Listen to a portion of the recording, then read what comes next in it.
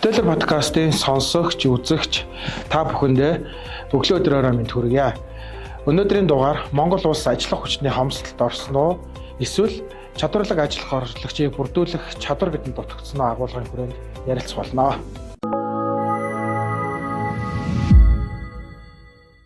За өрөө минь өөрийгөө дахиад танилцуулаад хоёлаа яриа эхэллээ.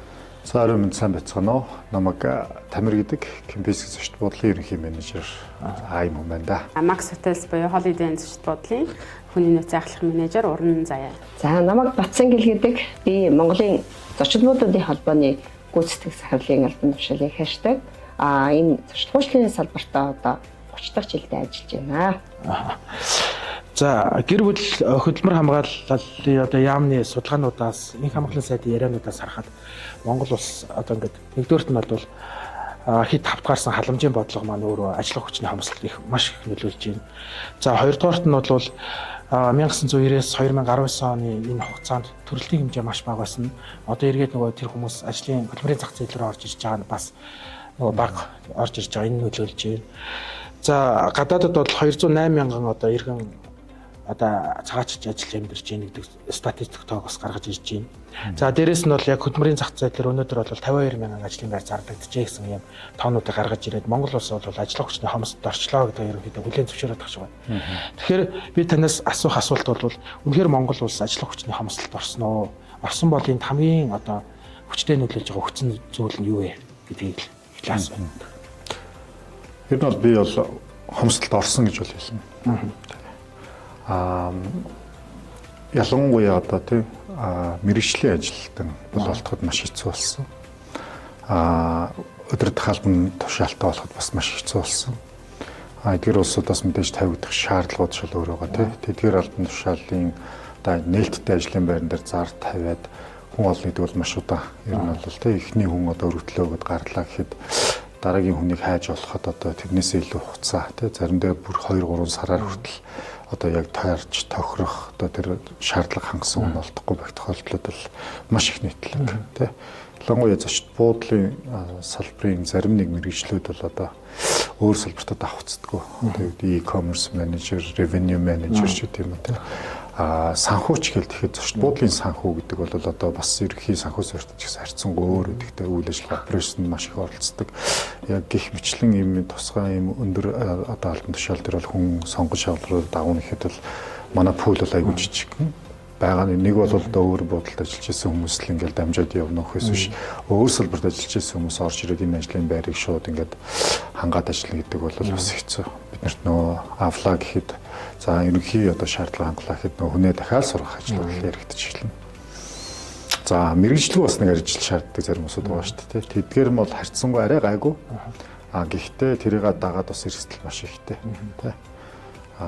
Ер нь бол ажиллах одоо хүчний эргэцс болоос айгүй ихээр нөлөөлөхөд төрөөсөө тэр мэргэжлэг албан тушаал ажил одоо айгүй ихээр одоо нөлөөлдөг. Эдгээр маань бол ажлын хэрэг одоо ажилтан олох олдоц нэмэгдэж байгаа ч гэсэн дахиад нөгөө нэг тухайн байгууллагын одоо юу гэдгийг зэрэг юунаас хамаарад юм бол харьцангуй ялгаатай байхгүй тийм одоо гадаадны мэдлэгийг шаардна, гадаад үзмжийг шаардна, тухайн хүний биеэ авч явах байдалтай ингээл бүх зүйлүүдийг шаардаад эхлэнгүүт дахиад бас ер нь хомс тал руу гараад эхлэв шүү. Тийм биш юм аа гэд одоо авангууд тухайн улсууд маань нэрээсээ тухайн байгууллагын соёл одоо стандарт тэр хүсэж байгаа тэр хүлээлтэнд хүрнэ гэдэг бол маш хүнд тийм. Ер нь бол тийм байдалтай байгаа. Тэрнээс хамаарат бол ер нь юу байгаа ажиллах хүчний хувьд би бол хомсдолтой байгаа гэж бол хэлнэ. За хомсдолд орсон. За би яг одоо яг энэ салбарт ажиллаад удаагүй ч гэсэн ер нь бол хүний нөөцөөр ажиллаад 15 жил болж байна. Ер нь сүүлийн 5 жил бол маш хүнд байгаа. Тэр яг нөгөө би өөрөө бүрдүүлэлтэн дээр бүх функцүүд дээр ажилладаг учраас нэлээд их мэдэрч байгаа. 2020 оноос хойш ер нь бол ажиллах хүч одоо бараг хадаг яндар барьж гүхэл холгүй хүн олж байгаа шүү дээ тийм ээ. Тэгээ хүний нөөц төр чи нөгөө шинэ ажилтаа болохоор бэр гуйхтай адилхан болсон. Тийм, бэр гуйхтай адилхан болсон. Урд нь бол зар тавиад хүмүүс ярьдаг байсан бол одоо бараг өөрсдөө за та ийм ажил хайж байгаа юу? CV базаас хайгаа тийм. Ийм манайд ажил байна гэж санал болгодог ч юм уу. Иймэрхүү байдлаар ажиллаж байгаа. Тэгээ ер нь бол жил ирэх тусам л хэцүү болж байгаа. Тэгэхээр угаасаа нөгөө төрөлттэй 1991-ээс 2005 оны хооронд нийт 250 мянгаас 300 мянган мянгаар одоо бага төрөлттэй байсан учраас үнэхээр хомсдол бүр яг хөдөлмөрийн зах зээл дээр бол үнэхээр мэдэгдэж байгаа. Нийгмийн хамгаалал хөгжлийн яамнаас гаргасан 2030 он хүртэлх Монгол улсын ажил хүчний дэлгэрэнгүй судалгааг бол гаргасныг бид нар одоо судалгаанд ашиглаж байна. За энд бол 2030 он хүртэл нийгэм эдийн засгийн хувьд бол ажил хүчний хомсдол байсараа байх болно гэж одоо судалгаанд орсон байна. За түүний зэрэгцээгээр бол ажиллах хүчний хомсдол гарч байгаа нэгдүгээр одоо гол хүчин зүйл нь бол 2019 онд дэлхийн нийтийг хамарсан ковид гарсантай холбогдуулаад ялангуяа зочлуулалтын салбарын үйлчлэгээний ажлагч бол өөр салбар руу шилжин суурших, за мөн одоо ажил мэргэжлээ өөрчлөх, за мэдээж доктортой ажлын байрыг эрхлэх хийснээс үүдэж ажил хүчний одоо хомсдлууд гарч ирж байлаа. За өнгөрсөн 2024 онд ажиллаж исэн өөрийнхөө төслүүдээс харж байхад одоо нэг аймаг дээр бол яг 1 жилийн хугацаанд зарласан ажлын байрууд дээр бол 2000 орчим одоо анкет цуглаад тэндээс одоо хүний нөөц сонгон шалгаруулж байгаа нэг кейс байж байна. За сая 11 сард нэг бас нэг үүссэн кейс бол та 7 хоногийн дараа ирээрээ бид нар бол хүний нөөц дутуу гэж байгаа. Гэхдээ тэр дутуу ажлын одоо орон тоон бол нийт 22 байсан. Ингээд 7 хоногийн дараа очиход бол 40 хэдүүлээ бүрдсэн гэдэг сургалт яваа авч байгаа. Тэгэхээр эндээс би харах юм бол нөгөө бүс нутаг гэдэг чинь өөрөө бас яаж жоохон ялгаатай байгаа болов уу гэж харж байгаа. Тэгэхээр орон нутаг ба одоо энэ төвлөрсөн бүс нутгуудын энэ хөдөлмөрийн одоо нөөцийн ялгаа ер нь хэр байгаа вэ? Энийг яаж тэнцвэржүүлэх вэ таны хувьд бол? Одоо өмнө говь өдөр бол ажил хүчний бүр хит их хомсолт орсон гэж хэлж болно шүү дээ, тийм. Уулуур хаян зүрийн юмнууд ихтэй учраас ажилтнууд ажил хүчин цөөхөө. Яг мэдээж нөө тухайн байгууллага одоо зарласан ажлын байран дээр өөрийн одоо ямар хуу шалгуур тавих вэ гэдгээс их нэлээд хамаарах байна. Тэгээ шалгуур өндөртэй байх тусмал ажил хүч олдох нь багасаад эхэлнэ шүү дээ, тийм. Шалгуураа илүү нээлттэй тавиад ямарсан аваад энэ дээр бол одоо сургаад явнаа тэр хугацаанд бол болно гэж үзэж байгаа тохиолдолд бол мэдээж одоо хүмүүсээ дүүрэхэд бол арай хэлбэр авах тийм. Улаанбаатар хотын хэмжээнд бол мэдээж хөдөө орон нутгаа бодвол ажил хүчний бололцоо арай илүү байдаг. Эсвэргээрээ дахиад нөгөө талаас хэцүү болгох зүйл нь юу гэхээр бид нар ч бас тодорхой хэмжээний өрсөлдөөн донд байгаа тийм. Хүссэн хүсээгүй одоо чадварлаг боловсон хүчнийг авах, тэднийг тогтоон барих, сургах, бий болгох гэдэг өрсөлдөөн донд явж байгаа үед бол арай өөр хэрэг болов юм тийм ээ. Хэдий тухайн ажлын байран дээр одоо авлаа гэхэд одоо юу гэдгийг тухайн ажилтан маань одоо хэр яг байгууллагатаа даатах юм, байгууллагын соёлтод даатах юм, таалагдах юм, хувь хүнийх нь өөрийнх нь онцлог таарах юм уу гэдгээс хамаарат тэр хүмүүсийн өргөжлүүлээ доктор сурчлалтаа ажиллах уу, эсвэл ингээд дараагийн боломжтой газрыг хайгаад явах уу. Яг л боломж нь маш их нээлттэй байгаа шүү дээ тий. Хөдөө орон нутагт гэвэл одоо тэр боломж нь хэр байдаг юм тий. Тухайн орон нутгийн нөхцөл байдлаас хамаарат угаасаа өөр сонголт байхгүй бол тэгэл тий. Тухайн газартаа одоо хичээгээл одоо ажиллах тийм юм шүү дээ тий. За би бол энэ талаас гэж бодож байна. Хотод мэдээж тэгэл дахиад тий яг хэрвээ чи зүгээр ингээ хүмүүсийг яс яралтай дүүргий, шалгуураа баг тавья. Тэг ерөнхий одоо юу гээ хүмүүс авчаа сургаад ингээ цаашдаа ажиллахад болон цаг хугацаа энд бол хангалттай байна ч гэдэг юм уу. Иймэрхүү юу үзэж байгаа тохиолдолд бол яралтай хүмүүс бол бүрэлдэхүүнжүүлж чадах байна. За энэ дээр бол ажил олгогчийн зүгээс бол оролцоо дангараа шийдэх боломж байхгүй. Засгийн газраас тодорхой хэмжээний бодлогоор дэмжихгүй бол угаасаа хүн амын дийлэнх нь Улаанбаатар хотод за суурьшаад байгаа гол шалтгаан угаасаа цалин хүйс, ажлын байрууд их байгаад байгаа. За хөдөө орон нутг руу ч гэсэн явъя ажлыг гэхэлэр үнэхээр ажлын байр байхгүй байна. Хамгийн ойрхон бүсийн төвийн бүсүүдэд ч ажлын байр байхгүй, дархан эрдэнэтэд ч юм уу тий. Очоод ажил хаяад олддгүй байна гэсэн одоо юмнууд бол судалгаанууд бол нийтээрээ байна. Тэгэхээр миний бодлоор бол яг энэ хөдөөрөө ч гэдэг юм уу тийм бодлоготойгоор залуу гэр бүлүүдийг дэмжих, за тэнд нь орон сууц өгөх, за дээрээс нь ажлын байруудыг бий болгох замаар дэмжихгүй бол ер нь бол төвлөрлийг бууруулах боломжгүй гэж бодож байна. За тэгэхээр би бас энийг салбартайгаа л уялдуулж одоо мэдээлэл өгье гэж бодож байна. За жишээлбэл одоо жуулчны гол destination гэж бид нар ярьдаг. Одоо зорин өчтөг газрууд. За эдгээрийн нэг нь бол жишээлбэл Өмнөгөө аймаг, за Архангай аймаг, Хөвсгөл аймаг гэх мэтчлэнгийн тийм ээ. За түүний зэрэгцээгээр бол одоо Орхон уул аймаг, Дархан аймагуудад одоо аяллаа гол чиглэл маршрут Баянхонгор аймгийн хувьд ч гэсэн ялгаагүй. За дээр нь одоо Баруун Таван аймгийг зорин очиж байгаа одоо жуулчдын тоо жил ирэх тусам дотоодын аялагчид болон гадаадын аялагчид бол нэмэгдэж байгаа та холбоотойгоор зочдлуулчдын салбарын одоо ажиллагчид нэлээдгүй одоо нэмэгдэж байна. За тэр чиглэлийн хэл одоо 2023 онд 23-24 онд амнаад Баянхонгор аймагт одоо 3 зочид буудал зэрэг одоо таалгаа нээлээ. За түүний зэрэгцээгээр одоо орон нутгуудад шин зочид буудлууд нэмэгдэж байгаатай холбогдуулж одоо ажиллах хүчний эрхлэлтүүд бас байгаа. За мөн засгийн газрын бодлогын хувьд ч гэсэн орон нутаг шилжиж суурсан ажиллаж байгаа залуучууд залуу гэр бүлийнхэнд өгөх дэмжлэгүүдийн нэлээдгүй бодлогод яригдж байна. За юу гэдгийг ажлын байраар хангах, за мөн одоо орон байрыг ипотекийн зээлийн хөнгөлөлттэй хувийг олгох, мөн орон нутагт ажиллаж байгаа ажиллагчдад нөгөө орон нутгийн нэмэгдэл гэдэг юм бол олгож байна. За тэрнтэй уялдуулаад бол зочид буудалд ажиллах ажиллагчдын эрхтүүд нэмэгдэж байгаа. Гэхдээ их сонирхолтой мэдээ байна. Жишээлбэл одоо Архангай аймагт бизнесийн байгууллага одоо үе таалгаа нээхэд ажиллах хүчний эрэлт бас харьцангуй байна. Олдоц бол байна. За саяхан бид нар бас Дархан аймаг чинээр нэгдэж байгаа зочид буудалд ажиллах хүчний одоо эрэлтийг судалж үзлээ. Тэнд бол бас ажилд орох, ажиллах одоо орон зай бол нэлээдгүй байна. Түүний зэрэгцээгээр ажилд орох хүмүүсийн одоо эрэлтүүд байна гэж одоо харж байна. За энэтэй уялдуулаад үзэх юм бол ерөн сүүлийн үед орон нутаг гэдгээсээч биш ажиллах хүчний ажлын байраа сонгох сонгомл хэлбэрүүд бас нэлээд гарсан байж. За ажлын байранд бол хүн одоо амьдралынхаа бараг 3/1-ийг өдөржингөө өнгөрөөж штэ.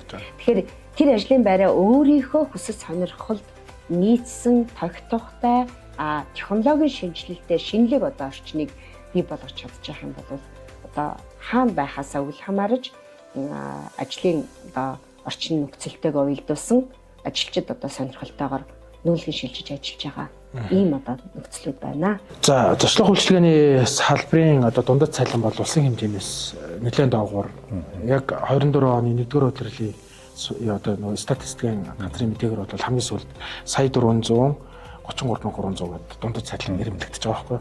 Тэгээ би нөгөө салбарын бас нэг ажиллах хүч нь олдохгүй байгаа шалтгааны нэг нь бусад үйлдвэрлэлийн салбаруутай харьцуулахад нөгөө цалингийн хэмжээ нэгдүгээр баг. Дээрээс нь нөгөө үүнийг дагаад ажилтнуудын нөгөө ажил олгогчийн брендингийн асуудлууд яригдаад байгаа. Нэр хүндтэй байгууллага, том байгууллага гэдэг тийм юм байж байгаа. Тэгэхээр үйлчлэгээний байгууллагуудад урамшууллын системийг ер нь хэрхэн сайжруулах хэрэгтэй юм болоо.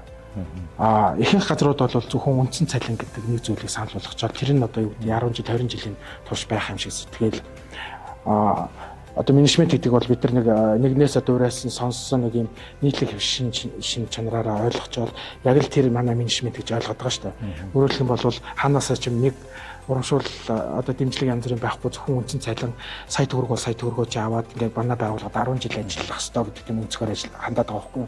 Тэгэхээр энэ урамшууллын системийг манай салбар ер нь яаж сайжруулах хэрэгтэй вэ? Ер нь бол яг Монгол улсын хэмжээнд бас нэг тийм яг үйлчлэгийн салбартны улан жишээг байдаг нэг типийн систем гэж байгаа л да. Тип гэх тэр маань айгүй хойрог байна. Маш хаагур. Энэтэй бид нэр одоо манай байгууллагууд яаж одоо юу хийсэн бэ гэхээр одоо шийдвэрлсэн бэ гэхээр одоо бид бол хамгийн анхны сервис чарж гэдэг ийм ойлголтыг Монгол улсад нэвтрүүлсэн. Сервис чаржийг бол яг үйлчлэгээний одоо нийт одоо төлбөрийн 5% тэнцэх хэмжээгээр тогтоосон байгаа. Тэгээ энэнийг бас цалин дээр нэмэлт одоо хувьсах одоо орлого болгож авч байгаа. Энэ бол бас зарим байгууллагууд ч гэсэн одоо яг юунд нэвтрүүлсэн байгаа. Өдөр тутмын ажилдаа цалин хангамжиндаа нэвтрүүлсэн явж байгаа. Энэ бас нэлээд хамгийн боломжийн тогтолцоо болгож ойлгож байгаа.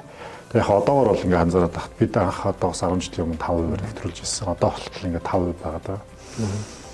Энийг ягаад 6%, 7%, 8%, бүр even 10% болгож болохгүй гэж тэ. Тэгээ яг мэдээж тэгж нэмэхийн тулд тухайн байгууллагын өөрсдийнх нь нэг одоо юу гэдгийг зочдод хүрч байгаа үйлчлэгээний чанар хүртээмж их сайн байх хэрэгтэй л тэ.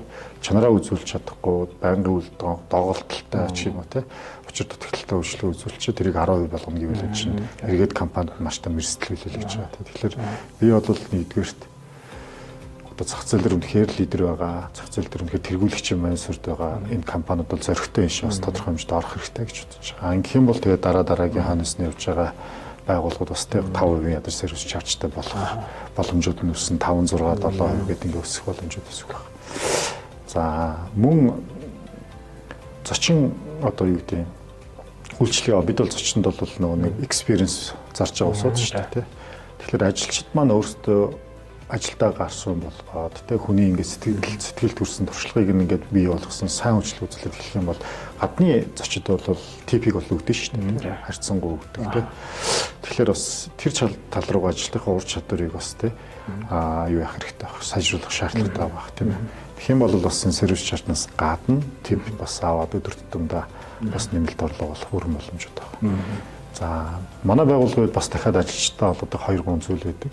Тэрний нэг нь бол бид одоо юу гэдэг уран зураг байгуулахдаа жишээ нь байршуулад зарсан тохиолдол тухайн борлуулалтын үнийн дүнгээс хувь хүртэх жишээ нэ. Тэгэхээр хүн зүгээр өмнөх ажлаа хийхээс гадна тэр уран зургийн талаар бас ярих шаардлагатай болж эхэлж байгаа байхгүй тийм.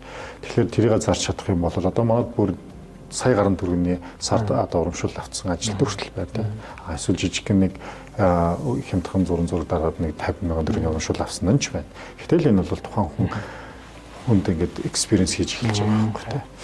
Иймэрхүү боломжууд байна. Эсвэл нөө байгууллагатаа одоо юу гэдэг одоо ажилтан сайн ажилтан оруулж ирээд тухайн ажилтан байгууллагын үндсэн ажилтан болоод тэг ингээ явах юм бол нөгөө ажилтан олж ирсний ингээл урамшуул гэдэг өгдөг тийм. Тухайн энэ бол хүний нөөц тасмын төгөөмөл болцсон одоо арга техникүүдийн нэг юм гэдэг ч юм уу. Эсвэл одоо бүр бизнес олж ирээ тий. Одоо яг ингээд буудлын орлого тухайн байгууллагын орлогод ингээд голлон ажилтдаг өдөр тутмын ажил нь биш ч гэсэн байгууллагаас сурчлаад манайхын гэдэг манайхт хийдэг ингэж одоо юу яадаг юм үйлчлэгээ үзүүлдэг гэл одоо хүмүүстэй ойр дотныхондоо таньдаг хүмүүстэй ингээд сурчлаад бизнес олж ирээд манай энэ хүнтэй холбогдоод өгөөч энэ хүн юм учиртай гэдэг ингээд бизнес олж ирэх юм бол тэр олж ирсэн бизнесээс нь одоо хүртэл урамшуул хүртэлч нь ингээд бид нар бол ингээд маш жижиг механик одоо аргачлалууд байна л та. Тэр бол ярил тэгээд.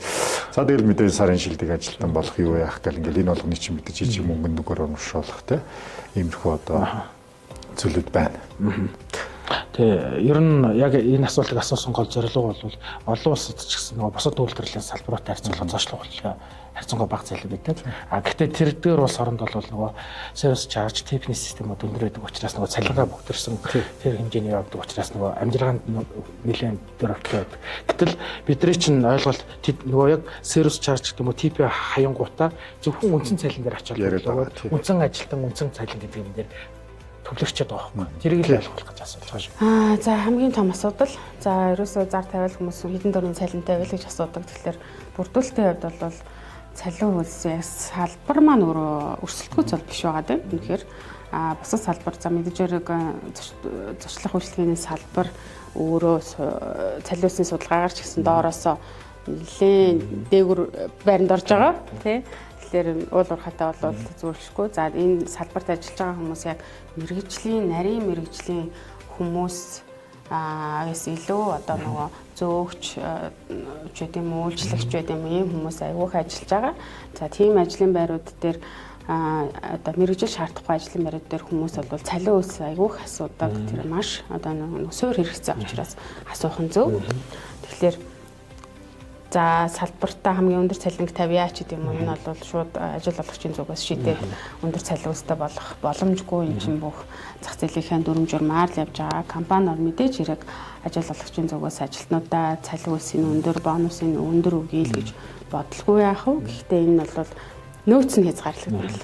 За энэ бол маш шууд нөлөөтэй гэж үзэж байгаа. За яагаад гэвэл ер нь бол зочлох үйлчлэгээний салбарт ажиллаж байгаа ажлагчдын дундад цалингийн хувь бол нэг сая 200-аас нэг 2 сая хооронд за мэдээж ажлын байрны одоо ажил эрхлэлт ажлын байрны одоо бид нар албан тушаалаас хамаарсан цалингийн ялгуур гарч ирж байна. За гэхдээ бизнесийн байгууллагуудын хувьд бол тийм зочлуулын бизнес эрхлэгчдийн хувьд бол ажилчдынхаа суур цалин тодорхой тогтмол тавиад за цалинг одоо нэмэгдүүлэх цалингийн одоо урамшууллын системийн хэлбэрүүдийг нэлээдгүй одоо өөр хэлбэрүүдээр нэмж гаргах за ажил гүйцэтгэлийн одоо шалгууруудаар ажлыг нь одоо өндөж цалинжуулах юм систем рүү орж ирж байна. За тийм учраас бол манай салбарын хувьд бол яг эдийн засгийн бусад салбаруудаас нэгэн доогуур цалинтай байгаа боловч ажил гүйцэтгэл ур чадвар за тэр тухайн хүний одоо санаачлаас үүдэлтэйгээр ажлын одоо цалин нэмэгдүүлэх ийм системүүдийг дэлгэрүүлж эхэлж байгаа. Service charge. Тий. Ер нь бол олон улсын зарчимдаа үйлчлэгээний чанар, үйлчлэгээний ажиглагчдыг одоо чадварчуулах, тэдгээрийг одоо цалингийн нэмэгдүүлэх юмнуудаас сервис чаржийг одоо тийм үйлчлэгээний нэмэгдлийг бол олгож эхэлж байгаа. За үйлчлэгээний нэмэгдлийг олгосноороо сервис чаржийг хэрэглэснээрээ тухайн одоо байгууллагын үйлчлэгээний ажиглагчдад бас нэг цалингийн нэмэлт урамшууллын систем руу орж байгаа их хэлбэр байгаа гэсэн. За салбарын дундад цалинг нэмэгдүүлэхэд зочд буудлын холбооны оролцоо ер нь ямар байх хэвээр вэ? Ихэнх удирдлага захирлууд бол юу гэдэг нөгөө яам ч юм уу холбоог одоо ингээд дунджийн өсгөжээж бид нар даах ёстой гэдэг юм хандлага гаргаад идэх л да.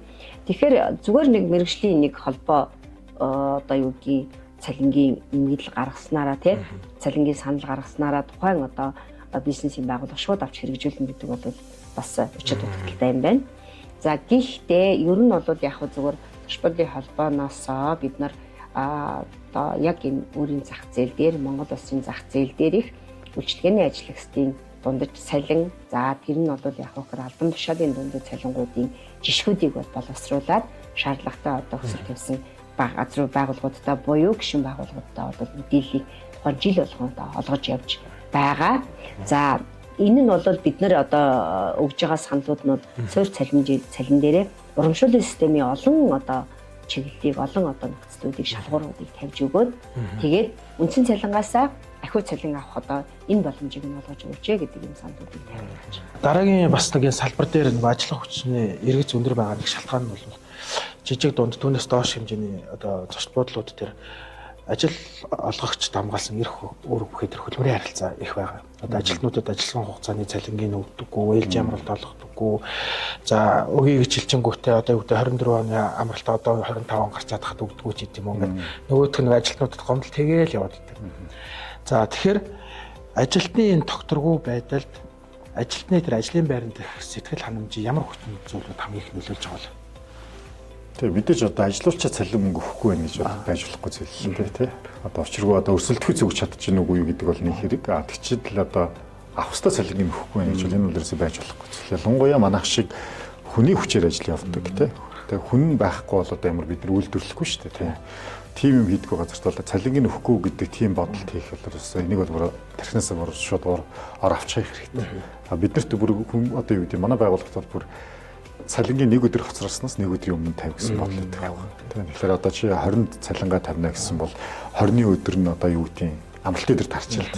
Хэм бол 21-2-оор амралтын өдөр тарчлаач тэрний нэгтгэх нүг гэхээсээ илүү бараг 5 дахь нь өрчин. Яг л хүн гэдэг чинь яг тийм жижиг зүйл хүртэл айгүй чухал байдаг болохоор одоо цалин мөнгө талаас бол одоо би бол зайлшгүй тэр бол цаг хугацаанд нь өсөлттэй хэмжээнд өгөх хэрэгтэй. За яг ажлын ачаалаас хамаарат амралтыг өгч чадахгүй гэдэг бол байна л да. Тэгээ тухайн хүн яг орлуулчихгүй эсвэл орныхын хүн хийж болохгүй тэрнээс болоод цааш амралтаа жоо хойшлуулж тэгчих гээд яг хойшлууллаа гэхэд мэдээж тэрийг цалингийн өгч байх хэрэгтэй. Тэгээ илүү цаг хэлсэн бол илүү цагийн мөнгөний өгчл байх хэрэгтэй тий. Тэр тал дээр бас уяатан байх хэрэгтэй байх гэж байна тий. За тогтворгүй байдалд за яг нөгөө олон улсын судалгаанууд ч байдаг л да. Ер нь бол хүмүүс нийтлэлийг харахтаа цалин үйлс гэж бодоод байдаг. Гэтэ тэрний ард бол эхний тавд бол цалин үйлс өөрөө ордоггүй. За Max Group-ийн хувьд ч гэсэн ажилтны engagement-ийн сэтгэл ханамжийн судалгааг жил болгон хийдэг. Тэрэн дээр ч гэсэн эхний тавд бол хязгаарч цалин үйлс ордоггүй. За энэ дээр бол удирдлагын уур чадвар, за үнэхээр ажилтны дуу хоолойг сонсож гинүү тэр хүнийг одоо нэг санал хүсэлт гаргахлаар шийдвэрлэж өгч чадж байгаа юм уу те. За дээрэс нь суур хэрэгцээнүүдийг хангаж чадж байгаа юу? Эрүүл аюулгүй байдалд ажиллуулж чадж байгаа юу гэх мэтчлэн маш олон зүйл үүдэг. Ажилтан ажлын байранда тогтворгүй байна гэдэг маань бол нэгдүгээр тухайн ажилтны ажиллах одоо хүсэл сонирхлын орчныг одоо бас бүрдүүлж чадаагүйтай уялдуулж байна нэгдүгээр. За хоёрдугаарт одоо залуучуудын хувьд ялангуяа сүүлийн үеийн залуучууд бол өөрийнхөө ажлын орчныг одоо хувийн орон зай гэж үздэг болсон байна. Тэр ч утгаараа өөрийнхөө одоо ажлын орчныг маш их сонирхолтойгоор өөртөөхөө сэтгэл ханамжинд нийцсэн байдлаар одоо нэмэлт тогтчуулах ч гэдэг юм уу те юм байна. Тэр ихтгэл нэг сонирхолтой жишээ байлээ. Өөрийнхөө одоо муурыг тэгээ өөрийнхөө нохойг зулцхан амьтдаа ингээд ажлынхаа оффист тавьсан. Тэднэртэйгээ хамт ажиллаж байгаа байхгүй юу? Тэгээ яаж юм хэрэг эдгээр одоо миний харах хэвээр миний одоо орон зай, миний байх хэвээр нөхцөл. Тэгээд би энэ эдгээртэйгээ хамт байх юм бол 50 амгалан ажиллаж байна. Ийм сонирхолтой юм ярьж байгаа байхгүй юу? За тэрнтэй адилхан ер нь бол ажлын орчин дээр бид нар шинэлгэл шийдлүүдийг гаргах хэрэгтэй болчихдог. Тухайн ажилтны тийм ээ. Дээр нь тухайн ажилтныг одоо юу гэдэг ажил байхгүй ч гэдэг юм ачаалал байхгүй үед нь ингээд хориод байлгаад ах уу? Эсвэл тэр хүн одоо үр дүнтэй ажлыг хийх үү гэдэг нэг зарчим гарч ирж байна. Тэгээд сая ковидын үед дэлхийн нийтэд одоо хамгийн том дэлгэрсэн юм нөгөө гэрээсээ ажлаа хийх боломжууд авих гарч ирж байгаа. Тэр ч хэлээдээ одоо үндэстэн дамжаад Монгол улсад амьдарч байгаа мөртлөө гадаад улсад гэрээгээр ажил хийж байгаа ийм хүмүүс зөндөө байгаа. Тэгэхээр энэ одоо бид нар бизнес эрхлэгчдийн хувьд бол ажилтан нэг бүрийн ажлын орчин дээр одоо ер нь шинжилгээх цаг болсон гэж харж байгаа. За дараагийн асуулт бол ажлын тогтворгүй байдлыг шийдвэрлэхийн тулд байгууллага удаан хугацааны ямар бодлого баримтлах ёстой вэ? За мэдээж номер 1-т одоо тухайн хүний бол одоо хэн бэ, хүндлэлтэй байна уу? Энэ байгууллагт миний бодол, оюун санаа одоо юу гэдэг одоо аккаунтинг гэж хэлийгээд монголоор ихэнд одоо ингээд хүмүүс сонсож байна үү те? Эсвэл хинч биш ингээд тэр хүнийг ирсэн ч бай, ирээгүй ч бай хинч ерөөсө тэр хүнийг анзаардаггүй те? Ирснийхэн төлөө харсны төлөө баярлдаггүй гэрэт хийдэггүй. Ийм байдлыг үүсгэх юм бол ямар ч салиа өгөөд хинч тогтохгүй. Тэгэхээр хүнийг хүн байлгал гэсэн. Яг хүн шиг байлга. Нэгдүгээр орчин соёл гэдэг зүйлээр бол ерөөсө номер 1-т ярих хэрэгтэй. За тэгээд тэр хүний нөгөө эрүүл аюулгүй байдалд ажиллах хэрэгтэй те. Тэгэхээр тэр хүн одоо тоогооч байл л та те. Ингээд тоног төхөөрөмжөд өрсөн ч тог зөхөд байвал нэг тийм таата мэдрэмж авахгүй хинч авахгүй те. Тэдний цахилгааны жижиг асуудал ингээд ийшээ харахад нэг цахилгааны утас унжицсан, тийшээ харахад нэг ус гоожцсан ингээд нэг тийм байгаад те. Нэг орчны таата орчин байна шүү дээ. Энэ зүйлийг нь бол заашгүй анх хэвээр уучлаарай та бол энэ дэр тэр одоо номер 1 анхаарах хэвээр та хүн ажиллах гэж байгаа шүү дээ тий. Амар бид нар одоо уурхаан газрын гүн рүү ухаад амар гүний ходог шуудаа дотор ажиллах гэж байгаа шүү дээ. Тэгэхээр энэ хоёрдугаар тавих хэвээр. За гуравдугаарт бол хүнийг бол өдөр тутмын зааварчлага чиглүүлэг нөгөө нэг vision одоо юу гэдэг те ингээд энийг ингэж хийснээр чи сайжрах юм а тех система гэдэг тийм яриа хөөрөө те тэр хүнийг ингээд анхаарах одоо мэдэхгүй харахгүй байгаа юмыг нь харуулад ойлгуулах те энэ ажиллагаа бол ерөөсө бүх төвшөнтэй явж байгаа шүү дээ. Тэрнээс нэг удаа цуглуулаад сард нэг удаа улиралд нэг удаа хийснээр бусад үед нь ингээд ажиллаа ярьчаал өөр юм байх. Энэ бол бас нөгөө хүмүүст ингээд жоохон тийм төрөлдөх орчин үүсдэг те. Тэгэхээр энэ гуравт байх хэрэгтэй. Тэгээд дөрөвт бол би бол мэдээж цалин мөнгө ярина уу ярина. Цалин мөнгөний бас мэдээж чадхын байгаад компани ашигтай ажиллаад тэр хэмжээний цалингийн зардлыг даах хэрэгтэй бол ингээд өсгөх айлуулах боломжтой бусад өөрөнд боталцоонуудыг хангах шаардлагатай байгаа хэ. За тэгээд тавт бол нөгөөний карьер хөгжлийн асуудлууд тэр энэ үнэхээр энэ цаашаа өсөх боломжтой үнэхээр сайн ажилтан байгуулагч нь байхад тэр хүнийгээ өсөхгүй байснаа гадагшнаас хүн аваад өөрийнх нь дээрээ авч тавиал нөгөөх нь барыг нөгөө хуучин ажилтнаас суралцаа явж өгдөг юм уу. Тэрийг нь хүртэл анзаарч харж чадахгүй байвал энэ бол том асуудал. Тэгэхээр яг тэр хүндээ боломжтой бол тэр челленжийг олгодог, тэр туршилтыг олгодог, тэр хугацаанд нөө чиглүүлэг юм өгдөг. Тэгээд чадчихвэл хамаагүй шүү дээ. Тэгээд 100% чадчихгүй байж болно. Гэтэл 80-аас 90% чадаа тэр нь одоо 5-8 хүтлээд байгаа стандартад ингээд хүү байж чадах юм бол тэр хүнээ ч гэсэн ингээд дэмжээ явахын боломжуудаар хангах хэрэгтэй. Тэгээд ингээд л энэ бүх зүйлийг цогцоор нь хийхгүй бол за зөвхөн ийм юм хийгээл одоо ингээд байгуулгын хүмүүс та ингээд доктортой олчихно гэх юм бол тийм боломж байхгүй л дээ. За би чамд өндөр цалин өгж байгаа шүү. Нахаа минь гэх юм бол хинчдгээд баярлалаа гэж яваад гэж тий. Тэр үнэ шүү тий. Тэгэхээр хүнийг хүн гэдэг нүдээр л харах хэрэгтэй. Тэр бол ерөөсөн номер 1 болох. Номер 1 ерөөс энийг бол тэ соёлын асуудал. За Макс группийн хүний нөөцийн бодлого ер нь бол хүн төвтэй. Тэгэхээр ажилтан угаасаа бизнесийн өөрийнх нь бизнесийн чинь циклийг эргүүлж байгаа чинь хүн байхгүй. Тэгэхээр хүн дээрээ маш их одоо хөрөнгө оруулалт хийдэг. За тэрний нэг нь одоо групптэй олон жил ажилласан. Заавал тухайн компанид гэхгүй групптэй олон жил ажиллаад ажилласан хүмүүстэй орон байрны урьдчилгаа өгөх, за тодорхой хэмжээний санхүүгийн дэмжлэгүүд үзүүлэх, за сургаж хөгжүүлэх, за одоо гадаадад аялаж сурах, томилтоор явуулах гэх мэтлэн бодит урамшууллуудыг тогтмол өгөөд явдаг. Тийм. Тэгэл явж байна да одоо. Яг за бас дээрэс нь нэмж хэлэхэд нөгөө санхүүгийн боловсрал гэдэг дээр илүү их төвлөрч сүүлийн 2 жил ажиллаж байгаа. Талархлын хуримтлал гэдэг группийн хэмжээнд ажил олгогч болон ажилтны зүгээс хуримтлалын сан одоо бид нар тэтгэврт гараад тэтгэврийн мөнгө авч гэдгээ бас сайн мэдэхгүй шүү дээ, тэрэн дээр нь бүх хүмүүс ажилтан болгон өөрөө сайн дураараа талхлын хуримтлалд одоо цалингаасаа тодорхой хувь хэмжээгээр компани зүгээс бас мөн тодорхой хувь хэмжээгээр сар болгон хуримтлуулад ажилтны нэр дээр данс одоо сар болгон үүсээд одоо хуримтлал үүсэж явж байгаа гэсэн. Тийм энэ житлэн бол юунууд доктортой байдлыг хангах байдлаар ажлууд хийгээ явж байна. За ерөнхийдөө манай салбарт би түрүүнд бас яриагаа эхлэхэд ярьжсэн нөгөө нэг гол мэргэжлийн улсууд маань өөр салбар руу шилжсэн.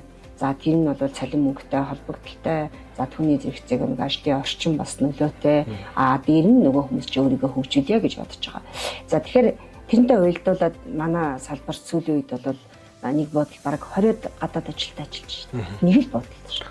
Тэр ч утгаараа нөгөө нэг одоо засгийн газрын тогтоолоор зочдлын бизнес эрхлэгчдэд гадаадын ажил хүчин одоо ажиллах нь нөгөө хязгааргүй квот тогтоогоо болцсон. Төрчин чинь юу гэдэг 50 ажилтнтай бол 2 гадаад ажилтнч гэдэг юм уу те. Эсвэл одоо юу гэдэг 20 ажилтнтай бол нэгч гэдэг юм уу те. Бас тийм интервал тогтоод байсан байхгүй юу. Тэгэхээр одоо тэр бол байхгүй зочдлын салбарт бол гадаадын ажил хүчин ажиллахад бол тоон хязгаар квот бол тогтоохгүй байгаа.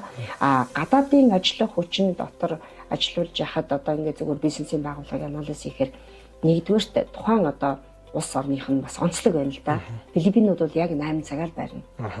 За гэтэл одоо Мэнма те Бермус гэж ярьдаг юм уу. Тэднийх бол 12 цаг ажиллаж болж байгаа байхгүй. Тэгэхээр өглөө нь зөөгчөө хийчих чинь өдөр өрөө цэвэрлэгсэж чинь оройн олоо юу гэдэг ивенттэй үед бол тэр үлгүүрийн ажилтнууд хийж чинь нийтийн талбайд ажиллаж чинь. Эмнэгээрээ нөгөө гадаадын ажиллах ажилчид маань бол нөгөө доктор суршилтай ажиллаж байгаа л нэг юм харагдаж байна. Тийм ээ.